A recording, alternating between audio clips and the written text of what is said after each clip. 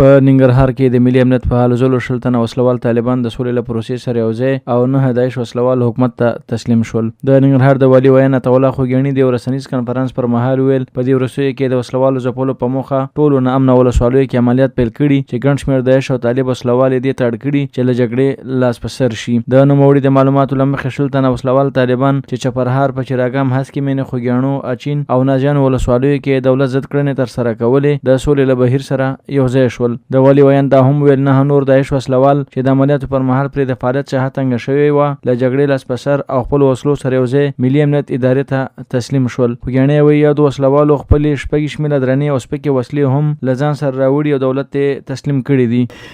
خوشبختانه چې د ملي امنیت د هلو ځلو په نتیجه کې په وروستیو کې شل وسلوال طالبان چې دوی په چراګام خوګیاڼو هسکه مینه اچین ولسوالیو کې فعالیت کوو د سولې بهیر سره یوځای شول خپلې وسلې او مهمات هم د ملي امنیت منصوبینو ته وسپارل.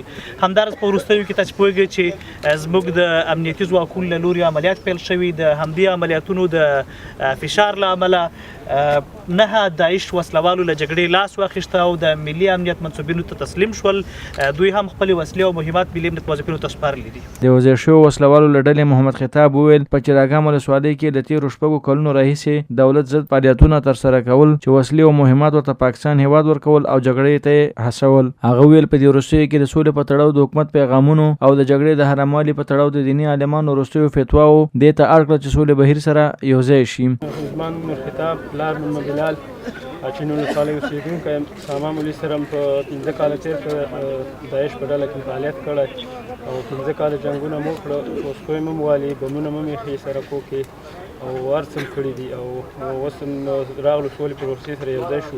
زما ټولو وروڼو ته دا خواست دی چې راشي او سولې پروسې سره یوځای شي او دا کار د کړنو کار نه دی حالت کار. داعش اوله ورکزي وو او اوس باجوړي او اوس نور بهرنیان هم شته دی.